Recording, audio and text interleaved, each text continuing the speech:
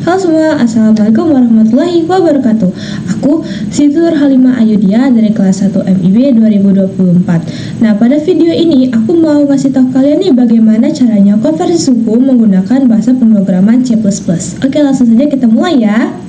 Jadi yang pertama mau aku lakuin yaitu ngebuat flowchartnya menggunakan aplikasi Flowgradem. Nah, kenapa sih aku memilih untuk membuat flowchart dulu? Biar nanti pas pemrogramannya sudah terbiasa dan tidak bingung dengan alur dari pemrograman sendiri. Jadi kita buat dulu flowchartnya dengan menggunakan Flowgradem. Yang pertama itu di sini udah tersedia tuh flowchart main dan end. Nah, main ini yaitu sama dengan flowchart awal, menunjukkan awal, dan ini adalah selesai atau yang akhirnya. Nah, jadi pertama kita itu masukkan dulu declared. Jadi kita pencet tanda panahnya, terus itu kita masukkan declared. Nah, di declared ini kita klik 2 kali, setelah itu kita masukkan variables name. Variables name itu seperti sudah aku bilang tadi, kita kan mau konversi suku. Nah, jadi yang mewakili kita tulis aja simbol atau inisial yang mewakili dari suku tersebut. Misalnya Celsius itu diwakili oleh C, terus itu Fahrenheit itu F, terus Kelvin dan Reaumur. Nah, kita pakai tipe data real. Kenapa pakai tipe data real? Jadi real itu tuh angka dalam skala yang kecil gitu, bisa terjangkau lah kira-kira. Oke, kita setelah itu output. Masukin outputnya itu misalnya masukkan nilai Celsius. Nah, kenapa sih kita butuh output? Jadi output ini nanti gunanya mengeluarkan data yang udah kita masukkan nanti. Oke? Nah, terus kita inputnya itu masukkan variabel yang nantinya mau kita keluarkan datanya gitu. Ini kan tadi berarti kita mau cari Celsius dulu nih. Pertama, Celsius berarti yang mewakili yaitu variabelnya di sini berupa huruf C. C aja teman-teman. Nah, selanjutnya adalah assign. Assign ini ialah proses. Ini adalah prosesnya. Nah, kita masukin di sini variabel F. Berarti nanti kita mau ngubah Celsius menjadi Fahrenheit. Nah, di sini aku udah siapin rumusnya, teman-teman. Rumus Celsius ke Fahrenheit. Jadi nanti tinggal kita salin, copy, selanjutnya di sini expression. Nah, jangan lupa kalau tanda kali seperti ini kita ubah menjadi tanda bintang. Soalnya pemrograman itu nggak bisa ngebaca tanda kali. Oke, kita okekan. Nah, selanjutnya kan ini baru F tuh teman-teman. Sedangkan masih ada Kelvin dan Reaumur. Selanjutnya seperti itu juga kita masukkan assign, kita masukkan rumusnya. Tuh Kelvin misalnya, copy, terus tuh ke sini lagi, klik 2 kali. Ini K, Kelvin, expression, rumusnya. Nah, ini titik ini itu bukan mewakili kali ya teman-teman, melainkan mewakili koma. Selanjutnya adalah assign lagi, yaitu kita masukkan Reaumur. Copy, terus ke sini lagi. Jangan lupa diganti ya teman-teman. Oke. Nah, begini hasilnya flowchartnya dalam bentuk flowchart. Kita coba running. Masukkan nilai Celsius misalnya 60. Ada yang salah nih. Nah, yang ini kita keliru di sini. Ini kan udah ada n-nya di variabel tuh. Nah, berarti yang di sini nggak usah ditulis lagi dong. Nah, masukkan nilai Celsius 60. Nah, jadi udah dapat semua nih nilai-nilainya. Begitu pula kita untuk rumus-rumus yang lain. Ini kan baru input C. Nanti kita juga mau input F, input K, dan input R. Nah, teman-teman, sekarang kita udah masuk ke inti dari video ini, yaitu membuat konversi suku menggunakan bahasa C++ dengan aplikasi Dev C++. Nah, jadi pada baris pertama kita tuliskan include IOStream. Include IOStream ini adalah ciri-ciri dari bahasa pemrograman C++. Jadi sudah ketentuan, tidak bisa diubah. Nah, selanjutnya adalah using namespace std. Nah, gunanya ini supaya nanti kita tidak perlu menuliskan std di depan cout dan cin. Selanjutnya adalah integer main. Integer main ini gunanya sangat penting, yaitu berupa badan dari pemrograman ini. Nah, selanjutnya adalah void Celsius. Nah, void ini merupakan declared. Nah, kalau misalnya kita tulis void di bawah integer main, ini adalah deklarasi. Kalau misalnya di flowchart tadi, dia itu berupa flowchart kotak yang ada tipe data realnya. Nah, di sini ada void Celsius. Selanjutnya kita masukkan juga void Kelvin, atau aku mau berurutan, misalnya void Fahrenheit dulu deh. Void Fahrenheit, setelah itu void Kelvin. Sebenarnya nggak apa-apa nggak berurutan, tapi aku mau biar terlihat rapi dan nanti aku nggak bingung, jadi aku menulisnya berurutan. Habis void itu kita ada masukkan tipe data, yaitu tipe data integer. Integer ini nantinya untuk menuliskan ke opsi atau menuliskan untuk tipe data switch. Integer, misalnya kita mau pilihan, integer pilihan gitu. Integer pilihan, habis itu kita masukkan cout-nya berupa apa aja yang mau kita pilih, yaitu satu ada Celsius, terus inline, yang kedua ada cout, jangan lupa dikutip, cout Fahrenheit, inline, terus ada cout lagi, cout Kelvin, cout terakhir, cout Reaumur. Nah, selanjutnya ini adalah si out yang paling penting, yaitu masukkan pilihan.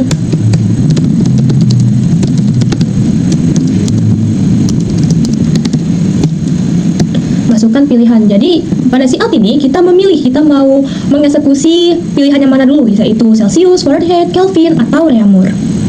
Masukkan si out pilihan, terus si in. Nah, jangan lupa kalau tanda si out lebih kecil dari gitu, 2 kali ya dipencet, terus itu ada si in itu tandanya lebih besar dari, itu dipencet 2 kali juga. Nah, masukkan si innya apa? Si innya adalah pilihan. Nah, selanjutnya adalah tipe data switch. Kita masukkan menggunakan switch apa? Yaitu switch pilihan, variabel pilihan. Jadi di dalam kurung ini ya disebut dengan variabel switch pilihan. Dia pakai kurung kurawa, jangan lupa. Jadi dia fungsinya 11 sama integer main. Nah, habis itu switch. Setelah itu kita masukkan case 1 pakai titik 2 aja. Nah, habis itu kita panggil deh programnya. Kita panggil gak usah tulis void, kita panggil Celsius ya. Celsius ini terus break. Nah, gunanya break ini supaya nantinya kita tidak langsung ke case kedua. Nanti kita butuh enter dulu, kita butuh manual, pokoknya biar nanti bisa ke case 2. Jadi nggak langsung berjalan aja gitu programnya. Case 2, nah baru kita tulis case 2 setelah break ini. Nah, case 2. Case 2 itu Fahrenheit, masukin Fahrenheit. Break. Terus ini adalah case 4. Case 4 Reaumur. Break lagi. Oke, ini case. Nah, tidak kalah penting yaitu kita tulis default. Jadi default ini tuh sepaket lah dengan switch. Default.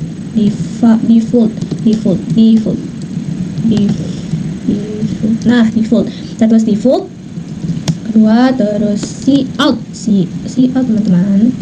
Nah, jadi fungsi dari default ini supaya nanti kalau misalnya ada pilihan, itu kan ada 4 tuh pilihannya, yaitu Celsius, Fahrenheit, Kelvin, Reaumur, 1, 2, 3, 4. Nah, kalau misalnya kita memasukkan angka 5 atau yang tidak ada di integer pilihan ini, si out pilihan ini, maka nantinya akan timbul tulisan yang lain yang kita tuliskan di default ini. Misal kita mau si out ini tidak ada, kita bilang tidak ada.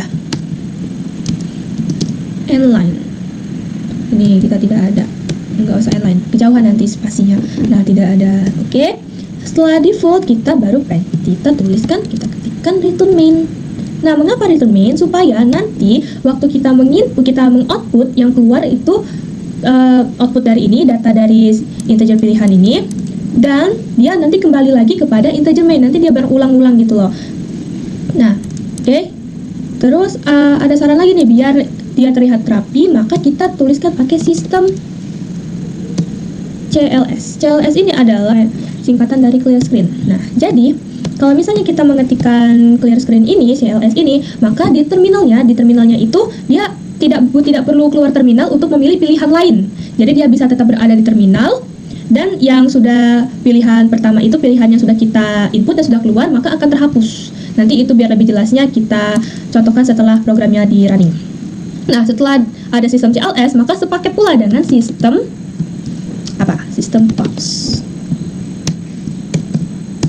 Nah, oke. Sudah selesai nih tentang integer main. Lalu yang ini kita tulis void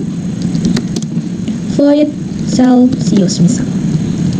Nah, void di sini yaitu kita untuk menampilkan rumusnya dan supaya dia tertata rapi per ruang-ruang. Jadi nanti kita masukkan void Celsius dulu, Fahrenheit, Kelvin, dan selanjutnya adalah Reaumur. Nah, void Celsius, isinya void Celsius ini itu berupa tipe data. Masukkan ada tipe datanya nih, tipe data float. Kenapa kita pakai tipe data float? Karena kita mau mengoutput atau menerminalkan, mengeluarkan data berupa angka. Kalau misalnya kita masukkan pakai tipe data integer, yang nanti keluar itu datanya itu hanya bilangan bulat. Nah, kalau misalnya di float, dia berupa desimal nanti yang keluar. Jadi kayak dia tuh lebih spesifik. Nah, float kita masukkan variabelnya yang mewakili aja. Tadi kan ada Celsius, Fahrenheit, Kelvin, Reaumur. Berarti kita tulis C, F, K, R, semikolon. Udah, habis itu kita see out. Nah, see out ini untuk judul aja. Judul menandakan kalau ini adalah konversi Celsius. Jadi Celsius. Nah, inline. Terus ada see out lagi, see out Nah, ya di sini baru yang terpenting, yaitu untuk kita masukkan nilai dari Celsius. Ini adalah nilai yang nantinya akan dikeluarkan. Ini nilai yang kita cari.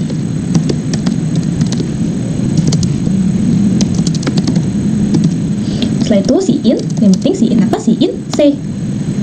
Ini adalah, nah jadi kalau di flowchart tadi si out ini berupa output. Nah kalau si in itu berupa input.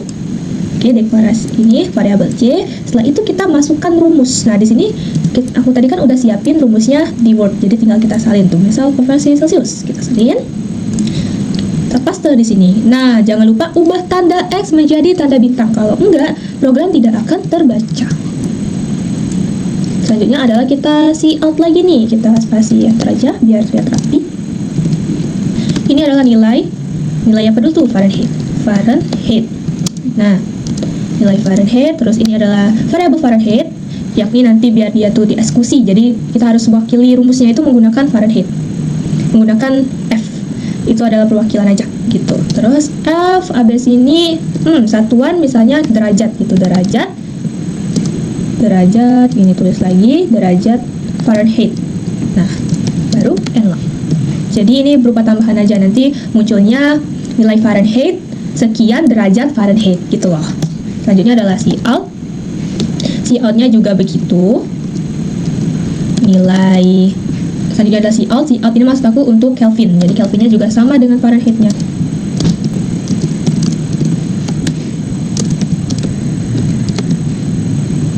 Nah, selesai nih untuk void Celsius. Nah, kan masih ada 3 pilihan lagi, 3 suhu lagi. Berarti tinggal kita salin aja biar mempermudah kita. Jadi kita salin void Celsius, ini kita salin. Di bawahnya kita tulis, kita ganti Celsius menjadi Fahrenheit. Versi Fahrenheit.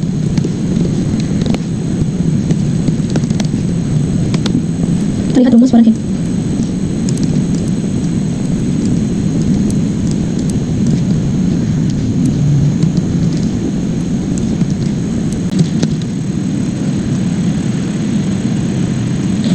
Oke, udah semua ditulis setiap voidnya, maka kita run.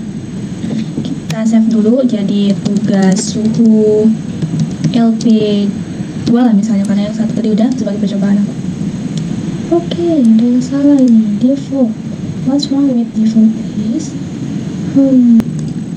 Jangan lupa tambahin semikolon juga ya guys di setiap rumus.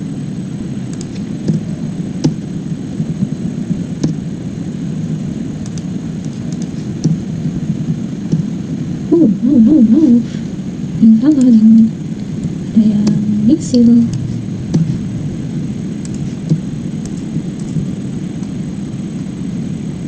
Maka udah diperbaiki, yang kesalahannya adalah integer main itu di atas void. Integer main sampai habis itu yang ini, yaitu tipe dan integer main, dia tuh nggak boleh di atas void ternyata. Jadi dia itu harus di bawah void.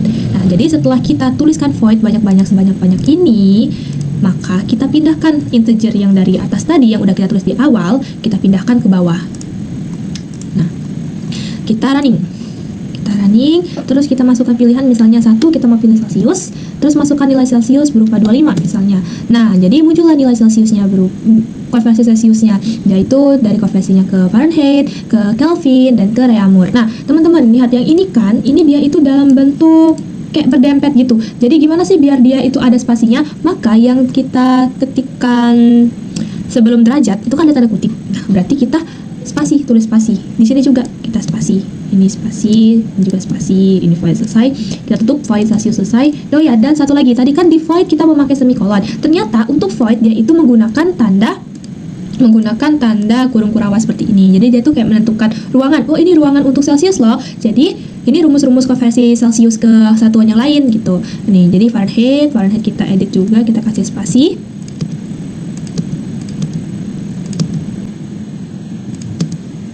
Terus Kelvin juga kita kasih spasi. Ini adalah Reaumur.